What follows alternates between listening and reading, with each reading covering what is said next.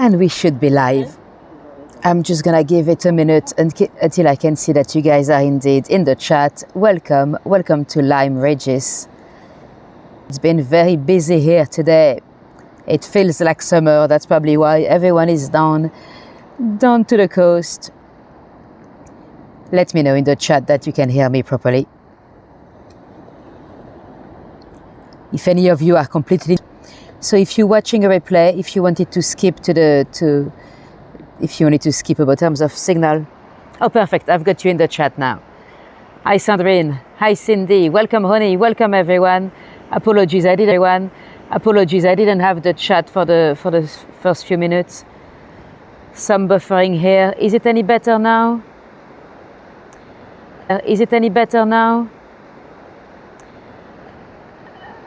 I think it should be a bit better now, hopefully.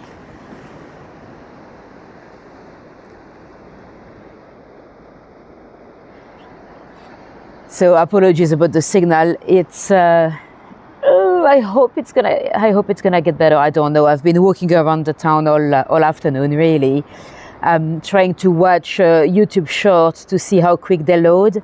That's my only way to find out about signal. Is it better? Perfect. Well, I hope it's for me the thumbs up. And welcome, Katie. Right, some of you know the drill already. I'm gonna have to tap the microphone to check that you've heard the 3 tap.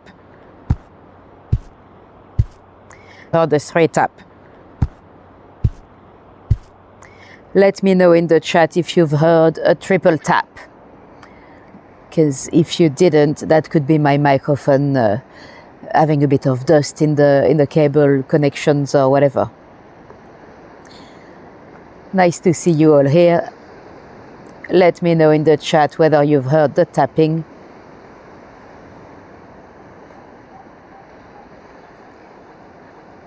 I do hope the signal is not too bad, because I've got to make 32 pounds today. I've got to cover the train fare. So when you come all the way and then the signal is bad, I could be losing money, like I did when we went to Woolpit. You've heard it, perfect. Thank you, guys. So we've got about 9 minutes, I think, before to officially get started. So this is a live stream, so there could be ups and downs signal. So if you're watching a replay, it could be some little cuts. And of course, to something that happened in the chat.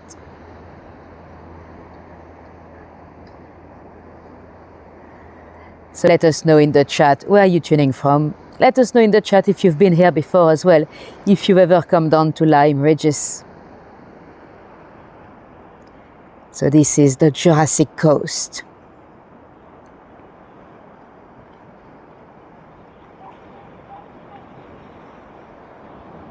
Is the signal still patchy now, or is it... the app is not telling me, but we never know. And hi Natasha, I don't see you, but I see people saying hello, so I guess you're here. Let me flip the camera around in case you're getting bored of my face. Oh yes, I'm a very long way from London. I had to cycle half an hour, take a train for 2 hours, 2.5 hours, and then cycle another hour. And the way back is gonna be the cycle to the station. I've got to cycle to Axminster. That's gonna be a bit of a pain, because I've got 4 miles of 4 miles uphill. It's even more frustrating when you come a long way if you don't have a good signal. According to ChatGPT, the signal was good down here with my provider, but you know, I've got no other way to know before to get here.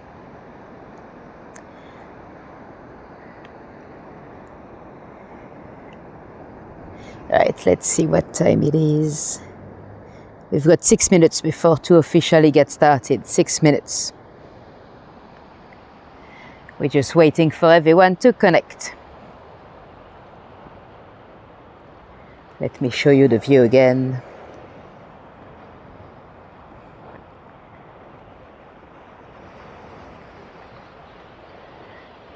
Oh, you've been to the Jurassic Coast, perfect. Yeah, I had been to the Jurassic Coast before, but never that far. I went to Weymouth and the Turtle Door and stuff like that, but never all the way down to Lyme. Sometimes it depends on so many things, you know, how many people in the area and the weather, anything can influence the signal. Hi Mitzi, nice to see you here. You miss the sea, Sandrine? Yeah, me too, but I want to swim. It was very warm today. It does feel a bit like summer really, but not warm enough for a swim. Well, some people were paddling, but I guess if you can go straight home and warm up after that, it's fine.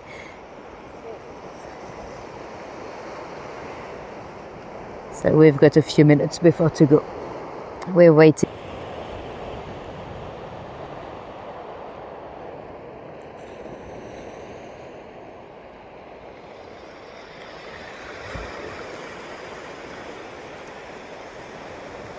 Hi Marianne.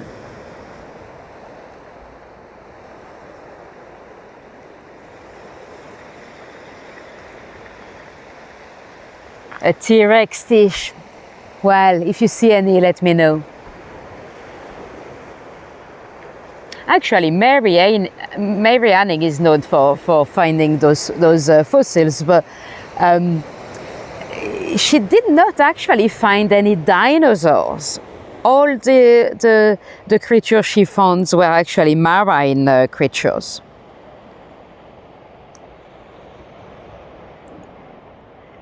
But there are indeed a lot of fossils down here. I had been to the Jurassic Coast before and I was like, where are the fossils? Well, they're all down here. Just out of curiosity. So did you guys see the movie Ammonite? It came out a few years ago. About, well, it's about Mary Anning, but it's very much a fiction. It's inspired by Mary.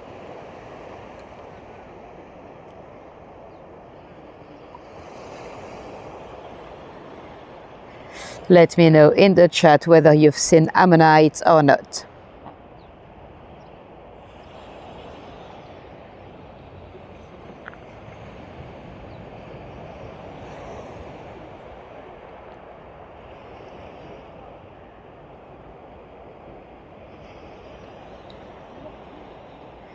You didn't see the film, no?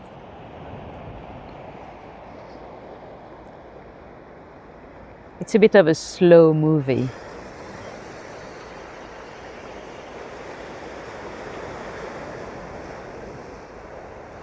By the way, if the signal is really bad, I'm gonna try not to complain about it and just go on with it. Just get on with it, because I've watched a bit of the replay of the, where was it, in Sucre, when the signal was really bad. And it was so bad that it was either cut or it was me complaining about the signal. So I think it's even worse if I mention it. So it's probably just better to just get on with it, and whatever information is missed anyway. You did like the reviews? Well, Leslie, yeah, we'll talk about it. We will kind of compare what we know for sure about Annie compared to the movie. Yeah. You've not seen it either, Marianne? Well, you know what? I guess the tour today might make you want to watch it anyway. So let's see. Did anyone see it?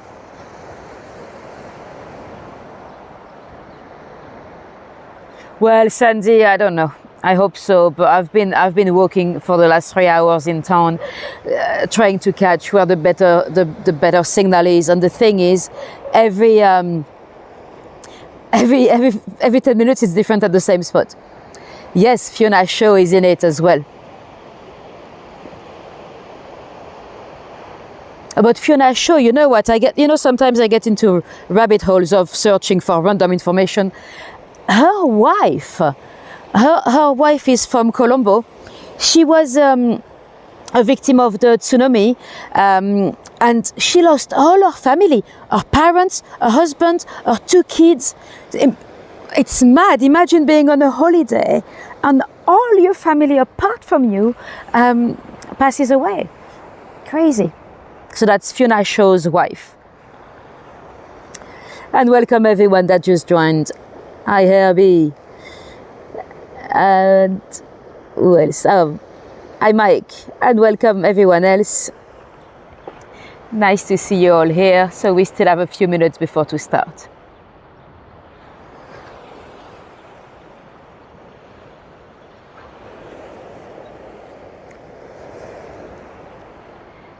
Oh, it is officially time to start. It is 32 past. Welcome everyone. Without further ado, let me flip this camera around and let's go for a little walk, a live walk in Lyme, Regis. So I wanted to start down here because I wanted to start with the photo of this, the image of this fascinating lady, Mary Anning. You can see her here. She's holding a rock hammer as well as an ammonite because she was a fossil hunter. She was a very early paleontologist. She lived here at the beginning of the 19th century, and she's accompanied by her little dog Trey. Trey had a tragic accident here down the cliffs. So this is basically the lady we'll talk about tonight. But before to tell you a bit more about Mary, I need to tell you a bit more about Lyme. So let's go. So we are in Dorset. We are on what we call the Jurassic Coast. And to tell you a bit more about where you might have seen Lyme in popular culture, well, there is the movie Ammonite, the recent movie. We'll get back to that one. Do I have to? Yes. So this is the movie we just mentioned about Mary Anning. We'll talk about that. But you might have seen Lyme in other productions. You might have seen this one, or you might have read the French lieutenant's. The French lieutenant's woman. I've not actually seen it, that's before my generation, but I've seen a scene filmed down there on the curb. This is the curb there. And there's another movie you might have not recognized, Lyme, but there we go. Wonka with Timothée Chalamet. So the scene at the beginning when he arrives on a boat, it's down here in Lyme Regis. It is on the curb as well. And it's quite hard to recognize Lyme Regis because they've put a lot of fake snow and stuff, but it is also filmed down here. I've seen Wonka. I think I saw it on a plane, but I only watched it because I like Olivia Colman. Right. Now, historically, Lyme Regis is also known because this is the spot where where we had the beginning of the Monmouth rebellions. Now, if you don't know about the Monmouth rebellions, Monmouth, the Duke of Monmouth, was the legitimate son of, well, one of the many illegitimate sons and children in general of Charles II. Although there were some question about his legitimacy, he believed himself that his parents had married in secret, so he actually believed he was legitimate, although Charles II never ever admitted that. What happened, so we are at the time of the restoration of the monarchy, you know, Charles II, his dad, we chopped his head off in 1649. And 10 years later, when Charles II came to reclaim his throne, he already had quite a few kids with different mistresses. And officially Charles II was a Protestant, although it is fairly obvious that he had, well, personally I think he had secretly converted to Catholicism, but that's a different story. Charles II was a very secret man, and I believe he's linked to the, you know the story of the man in the Iron Mask in France? You might have seen the DiCaprio movie. I think this is linked to Charles II. But anyway, he reclaimed his throne, but he never had any children that were legitimate with his poor wife. He had, we believe, 18 illegitimate, and James Scott was one of them. And next in line after Charles II was James II, but James was a Catholic. And there were a lot of people in the country that were not happy with the idea of having a Catholic king. Well, the problem with James was not only his religion, it's that some people at Parliament or some people were afraid. They did not want to have an absolute monarchy, like Louis XIV of France. You know, Louis XIV, that's the time when he was persecuting the Huguenots and stuff, and some people believed that James II would be the same type of absolute monarch when, you know, we don't want an absolute monarchy in this country. So that's one of the reasons some people started to support the Duke of Monmouth, and he did try. We are in 1685. He landed with his army down here in Lyme, Regis, to start a rebellion to try to claim the throne. And sadly, it depends how you see things, but it didn't go down very well. They started to march. They wanted to go up and take Bristol. He failed with Bristol, and they were actually beaten by Bridgewater, and so down next to Bristol area. And the people that had helped him, there were a lot of people down here in Lyme Regis that had helped the Duke of Monmouth. They were hanged. 12 of them were hanged on the beach here in Lyme. Quite shocking hangings. Their bodies, their heads were placed on spikes around the town. They had been particularly rough. It's what we've called the bloody assizes under the George Jeffrey. George Jeffrey, you might have heard of him. We talked about him in some of my tours before. He was known as the hanging judge. He was a little bit too keen on the capital punishment, and he ended up himself being locked in at the tower. He tried to escape eventually. You know, when we moved we had the Glorious Revolution and we had William of Orange over the power, Judge Jeffrey escaped. He shaved his head. You know, usually he would have those big wigs and everything. He shaved his head, and he was caught in a pub in Wapping. He was trying to escape the country, but someone recognized him. He was taken down to the tower, but he was never executed. He died in the tower because of the poor condition in which he was kept. Anyway, so that's for Jeffrey. Monmouth, he was beaten, and he was caught. He was beaten by, mainly by the first Duke of Marlborough, John, a couple of lesbian relationships. Oh, I think we're back. Right, sorry, you might have seen the movie The Favourite with Olivia Colman. So this is Sarah Churchill. So it is her husband that beat Monmouth. Hi Delta, and welcome everyone that just joined. Apologies about the signal.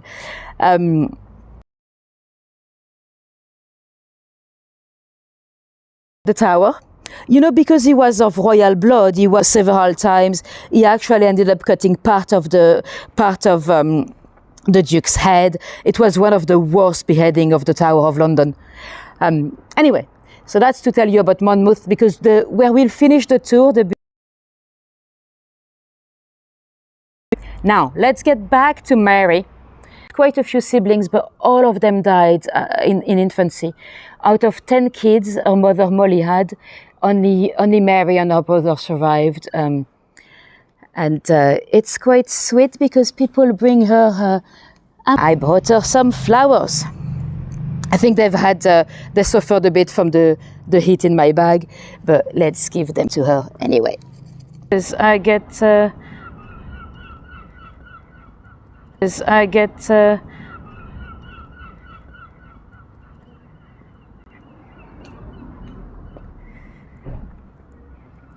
Oh, sorry, Natalie. Oh, it's telling me it's better now.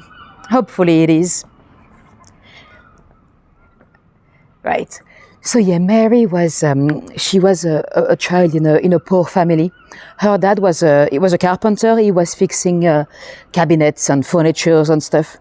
Actually, her dad met Jane Austen. Jane Austen did come down here in Lyme, Regis. Actually, in Persuasion, there's a full scene when she's describing Lyme, and she had, I think it was a little box or a little furniture she wanted to get fixed. So she went to see Richard Anning, so that's Mary's dad, for a coat, and apparently it was way too expensive, so she didn't get it fixed. But yeah, she had been down here. She had met the Anning father.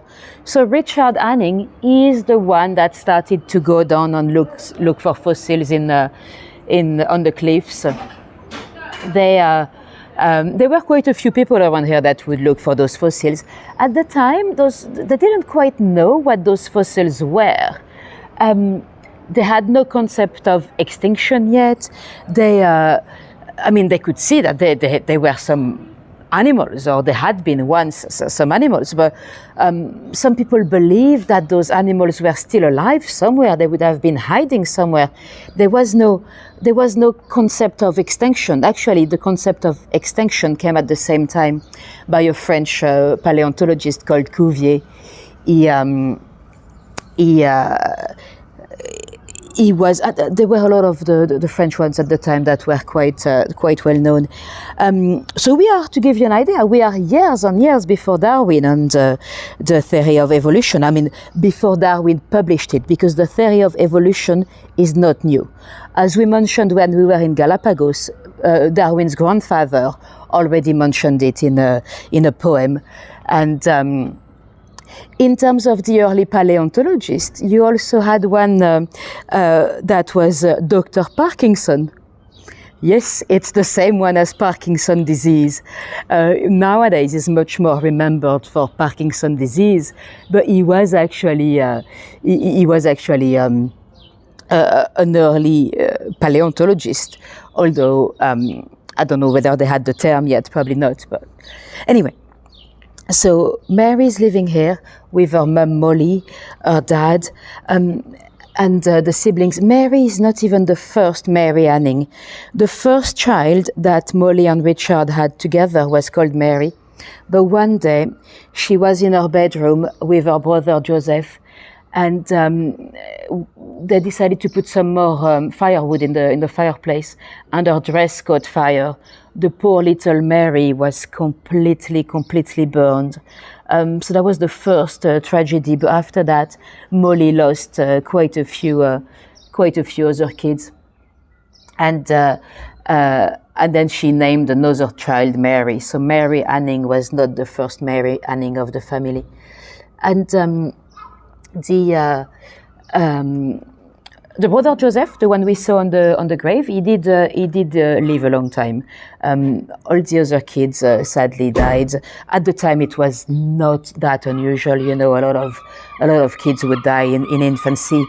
But Molly was depressed. The mother, she really kind of almost neglected her two living children. She didn't recover, and Mary and Joseph would go down the cliff with their dads, looking for fossils or anything exciting. Now, little pause in the story. This is potentially one of the oldest, if not the oldest, post box in the country. You know, I like my post boxes. We usually see the red ones, but the red ones were created when we invented the stamp, the penny smoke. So this is the place where Mary Anning would have come to post the letters to our dear friend, like Charlotte Murchison and stuff. So that's quite. It dates back to between 1799 to maybe 1850. They're not too sure. Originally the holes were like this, but then they decided that those were too easy to steal. It was harder to steal from this type of shape. So this was the place where the the postmaster would live. So this is, they probably had only one into town anyway. So that's the place where Mary Anning would have posted the mail. And nowadays, let me show you. She's got some stamps after her, which is quite interesting because Mary would not have known what a stamp is. At the time, they didn't have any stamps. At the time, it was the receiver that would pay for the mail. Well, sometimes they were partially prepaid. It was very complicated. And you also had the frank mail, franking. Franking was mainly for politicians, MPs and stuff. They would be able to send the mails for free. But the system was abused. A lot of people would go and see their local MPs or their friends in politics and be like, hey, can you sign the mail for me? I don't want to pay for the posting. So that would have been interesting times. And a lot of people would also refuse to pay once receiving the letter. So the stamps were much more convenient. Anyway, so this is where Annie would have posted her letters. And I believe this building here would have been the chapel. Today it's the museum. It's the kind of like Dinosaurs museum. But there was a dissenters chapel right here. That's where she went to Sunday school. So she was not educated. She learned how to read and spell, not perfectly, at Sunday school. Anyway, so she's young. She's with her brother and dad. Daddy Richards often takes them to the beach to look for fossils. When poor Daddy Richard, he died. He actually had a fall on the cliffs. He never fully recovered, and then he caught tuberculosis. So officially he died of TB, but the fall might have affected him big time. And that's when Molly became even more depressed. So the mother was very depressed for many years. And little Mary, so she was 10 when her dad died. Little Mary then decided to go back to the beach, to go back to look for fossils. And so the family was very poor. And when Daddy died, he left them a debt of £120. You can multiply that by 100 to know about today's money. So at least £12,000. But at the time, it was huge for a poor family. And at the time, the debt wouldn't go when you die. So that could have sent the family into the workhouse, you know. They had to rely on charity a lot. And little Mary, at the age of 11, one day she found a lovely ammonite on the beach. And apparently, she was about to go home. She just laid down all her little treasures before to pack them up and go home. When a lady approached her, and she was like, "Oh, let me see what you've got. Oh, I'd love that. I'll give you half a crown." Half a crown was enough to feed the family for a week at the time. That was a very large amount of money. And Mary came home with her money. She was amazed. There he is. And that's how she decided to keep going and look for some more. So that was when she was very young. Then a few months later, her brother Joseph found the head of what they didn't know what it was at the time. They found big eyes, so he started digging up, and then he found a lot of teeth.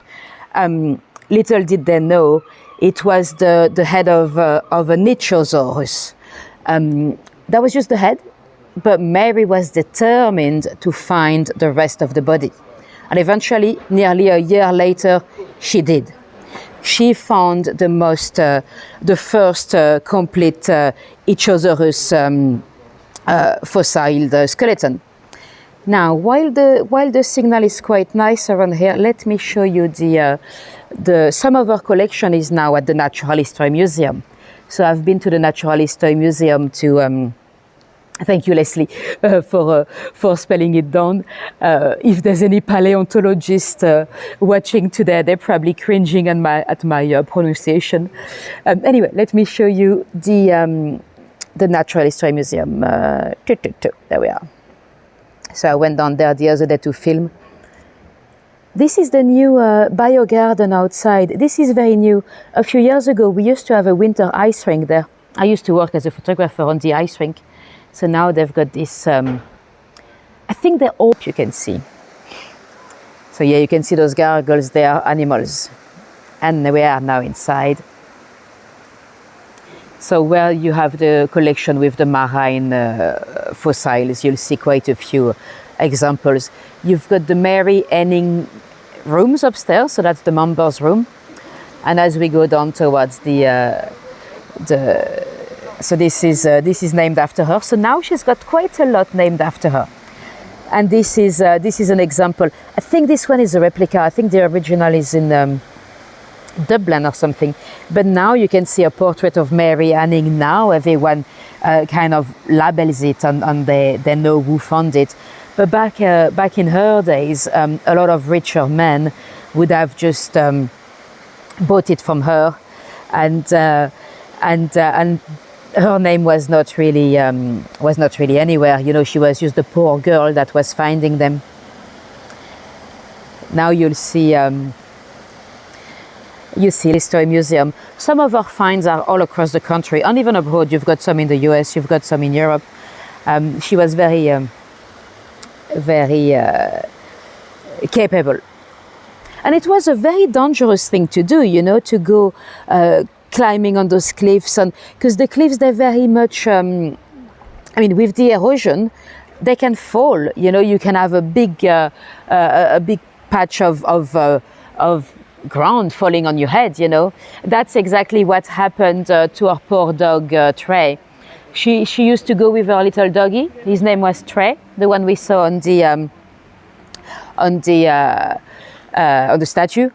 But Trey died with a big rock that fell on his head. So Mary witnessed it. Of course, she was ever so sad for many weeks after that. This is a lovely letterbox here, but not as old as it might look, because you see E2R Elizabeth Secunda Regina. So that dates back to the reign of Queen Elizabeth II. You see the lovely little river in the middle. They even have a water mill down there. Anyway, back to Mary. So as a teenager, she started already to be quite famous with her finds, and she opened a shop here in Lyme, Regis, a little curiosity shop where she would sell the fossils. She called it the Henning Fossil Depot, and so people would pay. I mean, the first Ichthyosaurus was sold for £23. That was a lot of money at the time. But then it was sold again, double. But still, you know, she could this way feed a bit of the family. A lot of the houses here, they have a name. It's quite cool. You see all those little names on their colorful houses. Anyway, so she's getting quite well known, and she's also making a lot of friends with the aristocracy, you know, which was very unusual at the time. You know, the social classes did not mix, you know. She made, for example, a new friend with Henry de la Beche. He was very much into paleontology himself. Henry de la Beche is the one that painted this. It's called, well, it's in Latin, but it's called Ancient Dorset. So that's a little bit of an image of what they imagined it would have looked like. We know now, millions of years ago, but at the time, you know, some scientists had imagined that Earth was about 4,000 years old. So they were far from the truth. And of course, it was conflicting to an extent with the Bible. We do not know what Mary thought of that. She was a very religious person. She although she was writing a lot, she was collecting the fossils, and she was preparing them, and she was writing a lot of scientific notes and stuff. But we don't know what she deeply thought of it, because You know, at the time they believed that, of course, God had created everything in 6 days, and the concept of extinction didn't make sense because God had created everything perfect. Why would, you know? So yes, the extent of her, if she had any internal conflict about the fossils, we just don't know. They. Yes, exactly, Leslie. The cliffs, it's mainly when you have like a storm or bad weather that the cliff falling would reveal the fossils. So that's why it's very dangerous. Because obviously you want to go when it's stormy or right after a storm. Even today, you know, we had a lady that went missing in the 70s. Her name was Mary Bias, I think. She was walking her dog.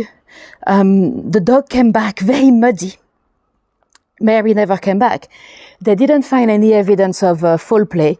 That was in the 70s. The police believed, they could be wrong, of course, but the police believed that she had been swallowed by the mud. You know, you can have some soft, mud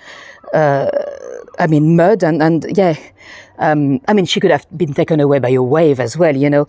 You could also be caught by the tide.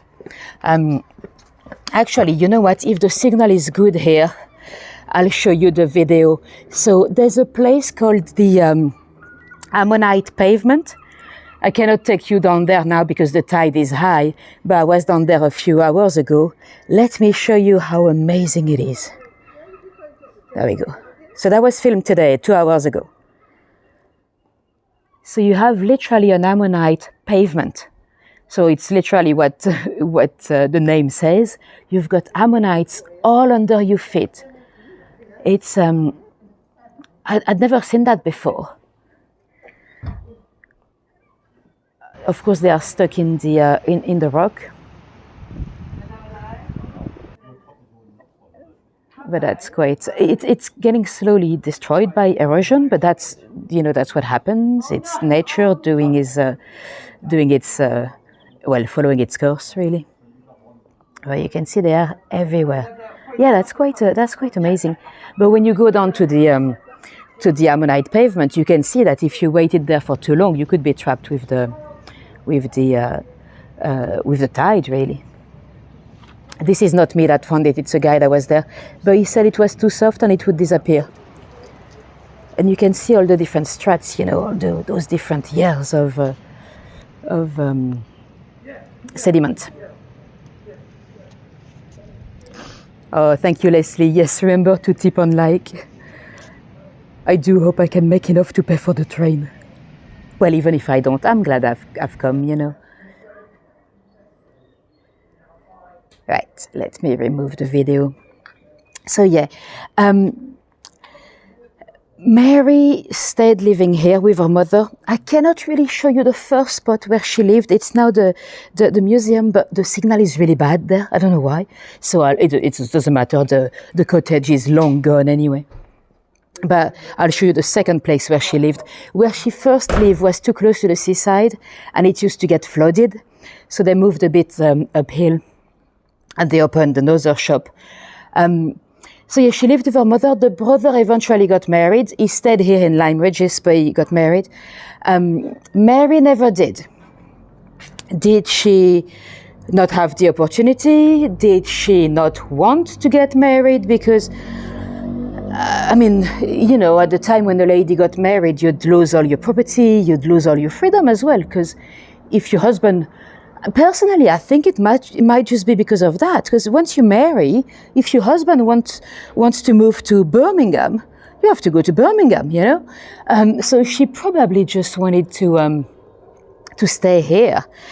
Of course, there's been a lot of modern speculations that she might have been a lesbian. We'll get back to that. There's no evidence of any of that.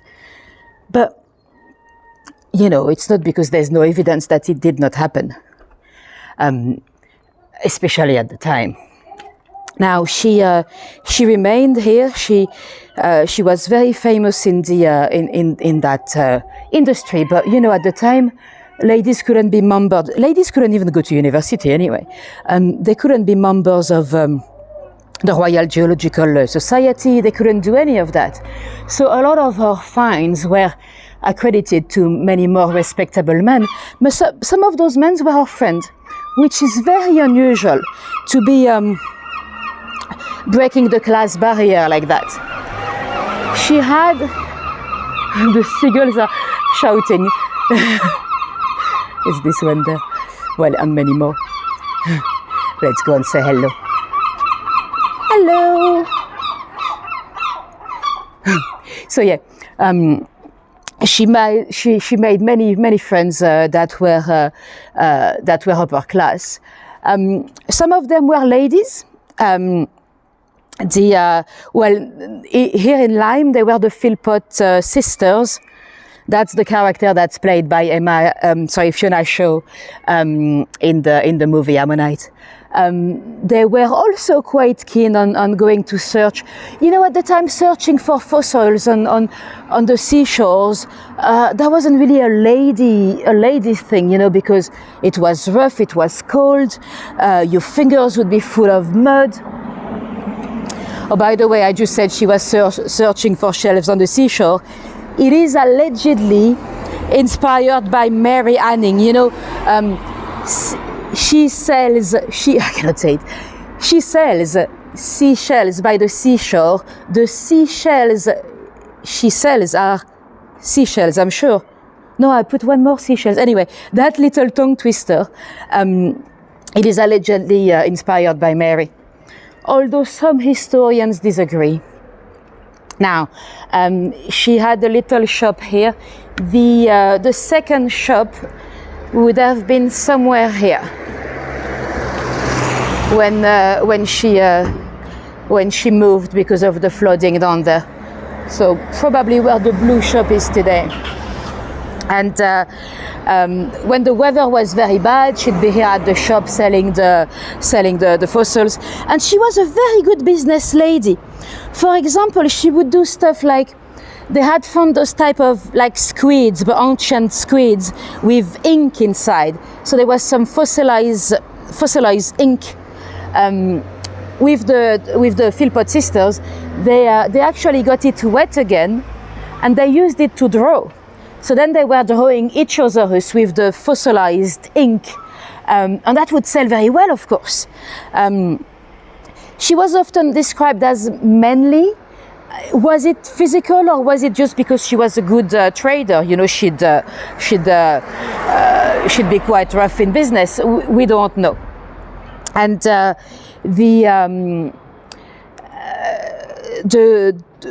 love story, it is, we can only speculate. There have been some speculation that she was actually dating Henry de la Beche, There was another rich man that, when the family was struggling, there was a rich guy that sold all his collection to help the family. Some people speculated that it was a bit too much, that maybe they were having an affair. So she had some potential straight speculation as well. But of course, in the Ammonite movie, they made her be a lesbian. Some historians were fuming because there's no evidence of that. Personally, well, I can see the two sides of the argument. In a way, there are a lot of historical characters that had lesbian stories for sure, and I wish we would make movies about them. Like at the beginning of the 19th century, well, we had, for example, the ladies that lived together in Poplar, that although one lived as a man for the rest of their life. Well, I want a movie about them. We are at the time of the Anne Lister diaries, Well, we already have Gentleman Jack, of course, but there are a lot of historical characters that were indeed gay, and we could tell their stories instead of imagining some. I get that. But in the other hand, we have a lot of historical characters when we have... Thierry, c'est quoi cet accent? I think you've guessed what my accent is, didn't you? Anyway, we have a lot of historical characters where we have speculated or completely imagined straight love stories in movies, and that doesn't bother anyone, does it? So for me, it doesn't bother me that they've made her gay. She potentially was. They've made her have an affair with Charlotte. No, I'm not, Jerry. They've made her have an affair with Charlotte Murchison. She was a lady that was also an early paleontologist, if one can say that, because ladies were not really allowed in the world of science. And Charlotte was married. She was with another paleontologist, Roderick Murchison. Let me show you her grave, because we walked past her grave many times when I took you to Brompton Cemetery. Let me show you. Oops, sorry. Oh, there we are. So Brompton Cemetery, you remember, where we've been a few times. We should go back again. I'm not worried, Jerry, I'm not worried. So there is the grave. So she's buried with her husband, Roderick. Good to know, Jerry. And in the movie, Charlotte is younger than Mary. In real life, it's the opposite. Charlotte was about 10, 11 years older than Mary. She did come down the coast, Charlotte, and they did go fossil hunting together for a few weeks, and they did write to one another for the rest of their lives. And you know, this is the Nutkin, the squirrel grave. Her grave is right above Nutkin, well, next to Nutkin, the squirrel. That's the one that might have inspired the character. Anyway, that's the end of the video. Let me remove it. So yeah, the Charlotte love story, it's probably not true. Actually, in the movie, Charlotte's come to recuperate because she's been unwell.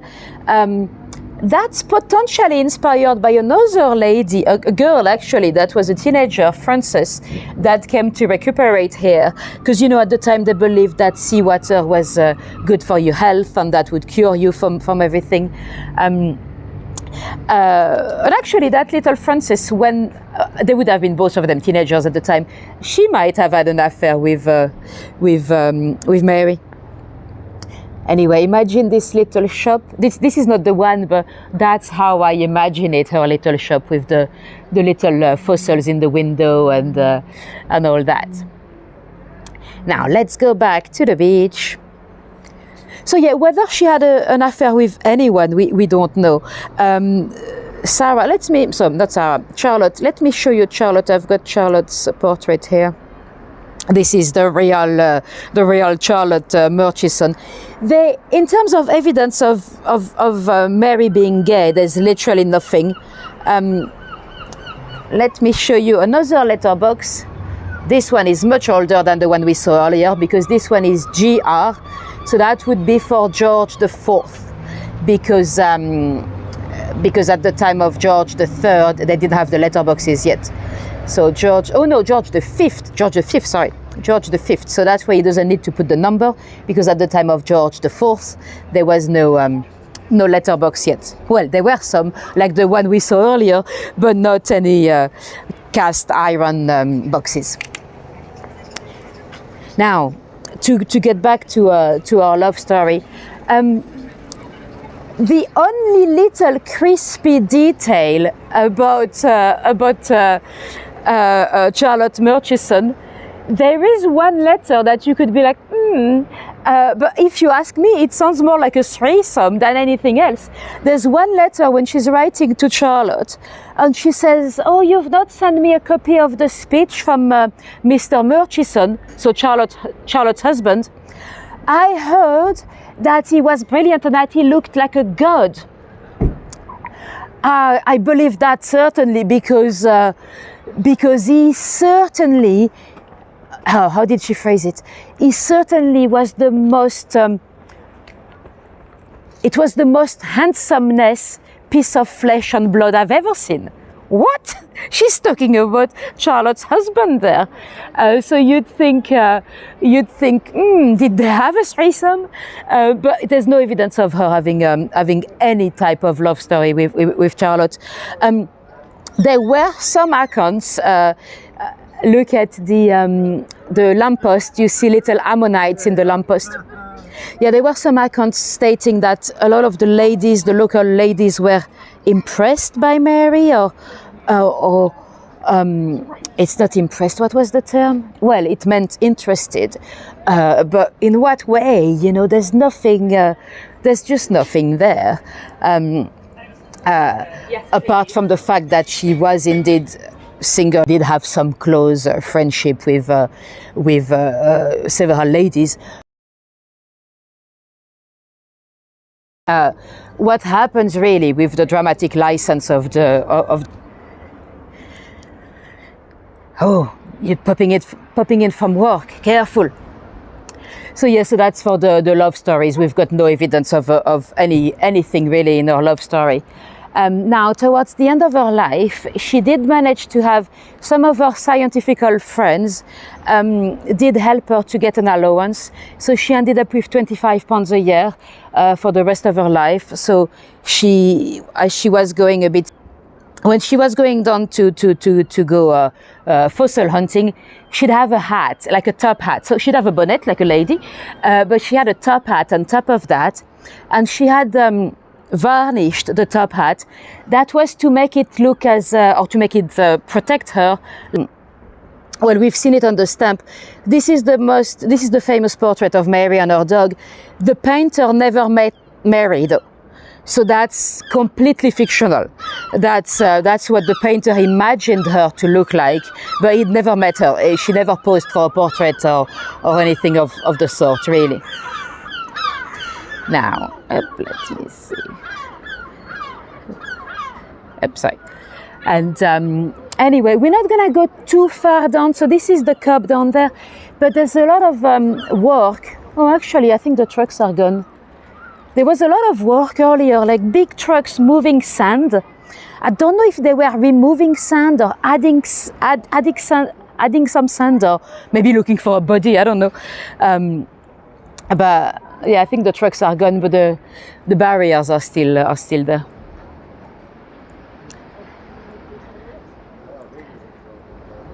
So yeah, lovely place to come on visit, and it's much quieter now. A few hours ago, you had people everywhere.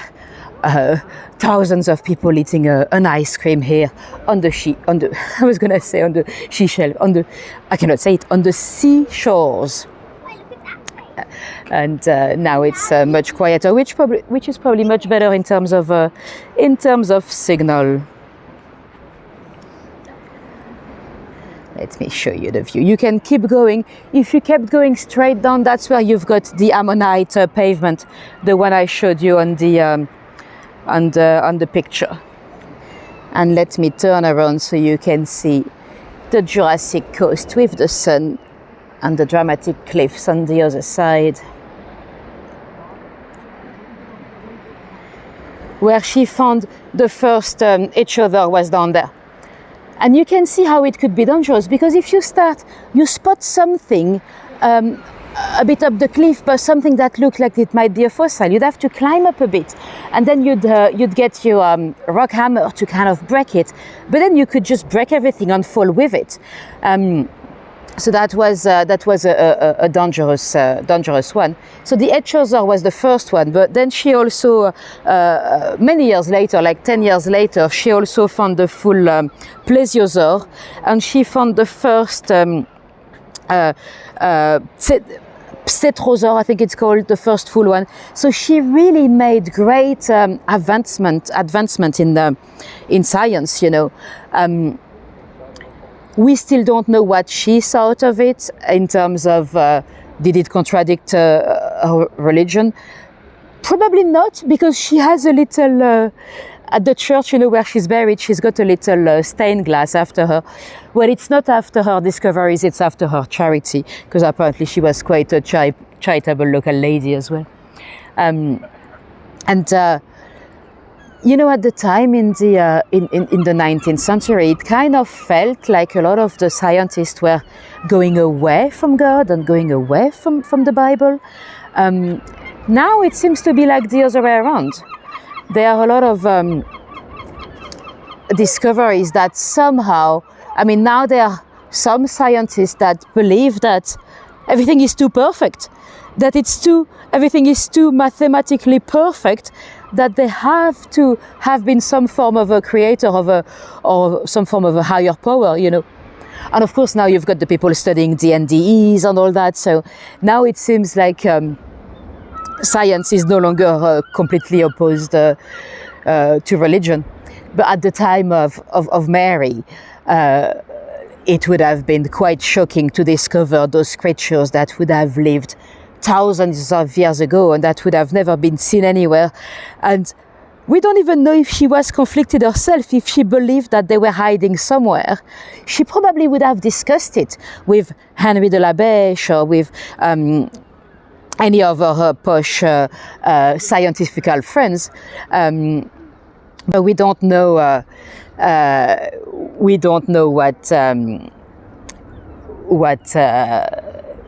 what she really thought of it. Anyway, that's gonna be the end of the tour. Let me know in the chat if you have any questions before we go. Hi, Paula. Thanks, Mark.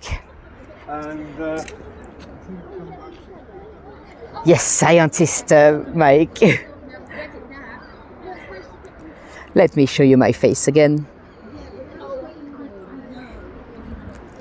I hope the signal was not too bad. Hope you didn't get too many cuts. Let me know in the chat if you have any questions before we go. If not, thank you for coming today. It's always a pleasure to have so many of you on board.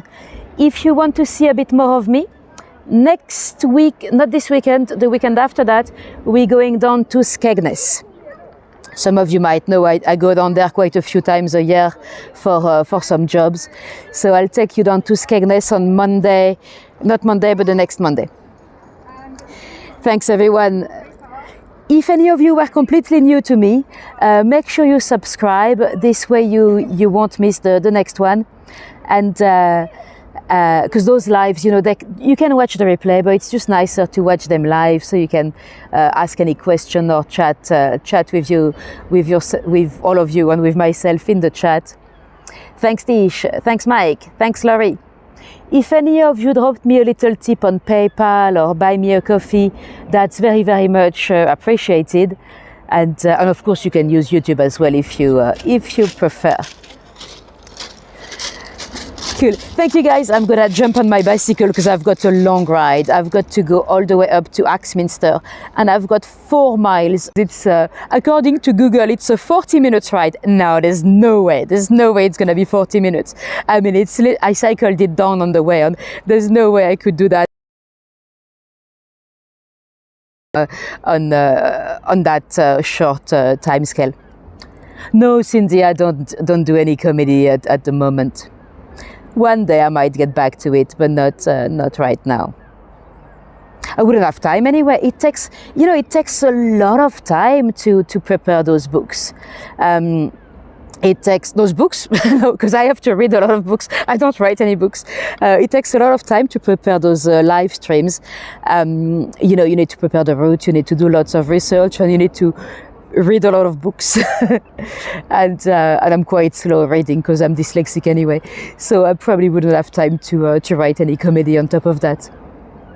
Anyway, thank you, guys. Have a great evening, a great morning, a great lunch, whatever time it is for you, wherever you are in the world, and hopefully I'll see you in Skegness. If not, we've got much more coming up. We've got the Pentoville Road on the Monopoly.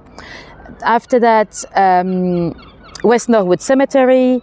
After that, I want to take you down to Fulham. It's not scheduled yet, but I have to take you down to Fulham now, because then in Grimsby And in Weston-super-Mare, we'll have some links to the murders in Fulham. So I need to take you to Fulham first. So that'll be at the end of April.